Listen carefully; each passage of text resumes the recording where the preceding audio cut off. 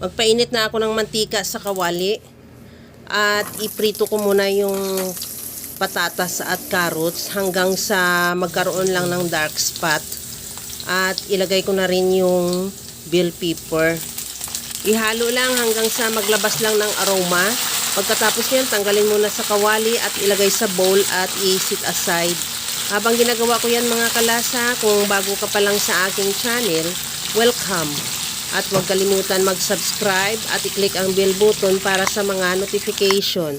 At kung dati ka pa, welcome back at i-follow mo na rin ako sa aking Facebook page, Lasang Pilipina.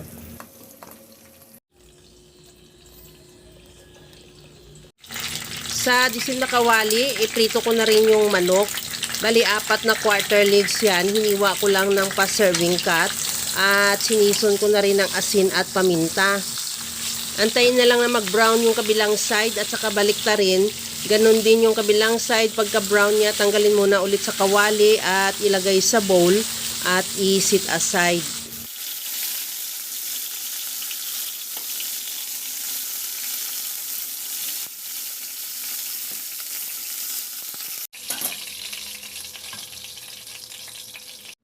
Sa disim na kawali, binawasan ko lang din yung mantika at igisa ko na rin yung bawang.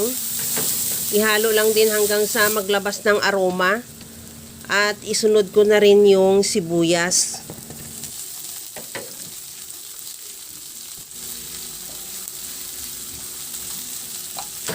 Magtimpla na ako ng asin at lagyan ko na rin ng paminta.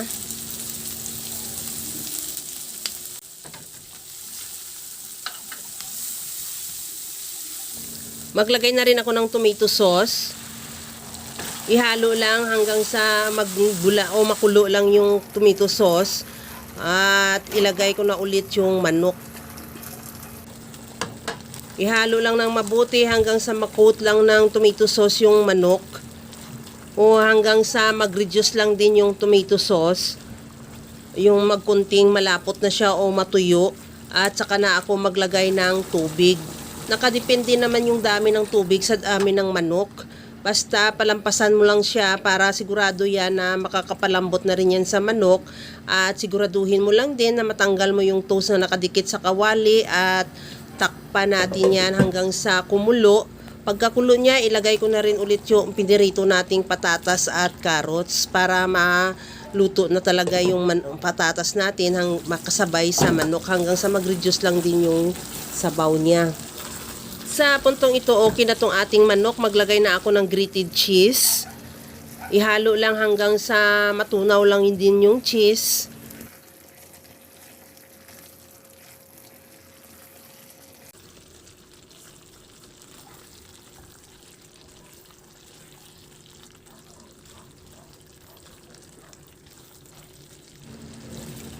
Ilagay ko na rin yung bell pepper at green peas.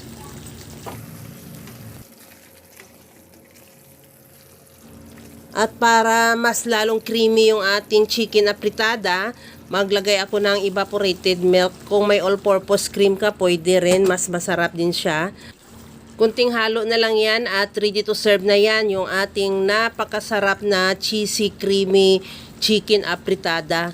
Kaya mga kalasa, kung nagustuhan mo yung ating video, please like na lang at pakishare na rin sa inyong mga friends. At kung bago ka pa lang sa aking channel, subscribe na at i-click mo na rin ang bell button para sa mga notification. Kaya mga kalasa, alam ko kayang-kaya mo tong gawin dahil sa sobrang simple at napakadali niya lang lutuin. Kagaya lang lagi sa sinasabi ko na wala namang hindi marunong magluto basta sa simpleng paraan lang. Hanggang sa muli mga kalasa, thank you for watching. Bye-bye!